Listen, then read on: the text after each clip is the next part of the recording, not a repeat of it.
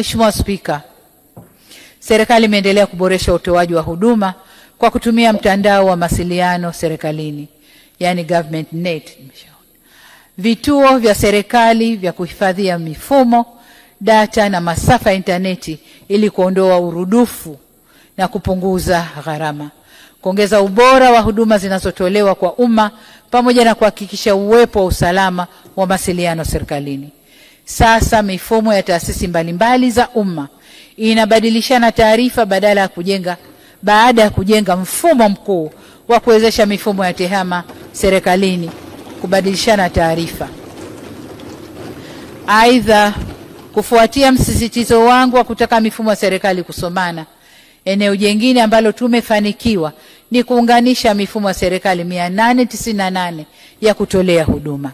Kati ya hiyo mifumo 514 ni ya serikali na mifumo 384 ni ya sekta binafsi.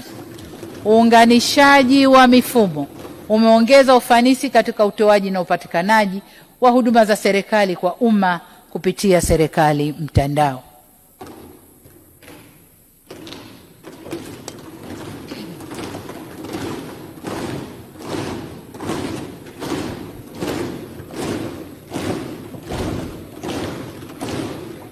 Asante sana. Mheshimiwa Spika, jitihada za serikali yetu zimeifanya Tanzania kutambuliwa kimataifa katika matumizi ya tehama serikalini, ambapo kwa mujibu wa utafiti wa Benki ya Dunia kuhusu ukomavu wa matumizi ya teknolojia duniani, nchi yetu imepanda daraja kutoka kundi B hadi kundi A katika utoaji wa huduma za serikali na ushirikishwaji wa wananchi. Hivyo tumeshika nafasi ya kwanza kwa upande wa nchi za Afrika au Afrika Mashariki, na ya pili barani Afrika, na ya 26 duniani.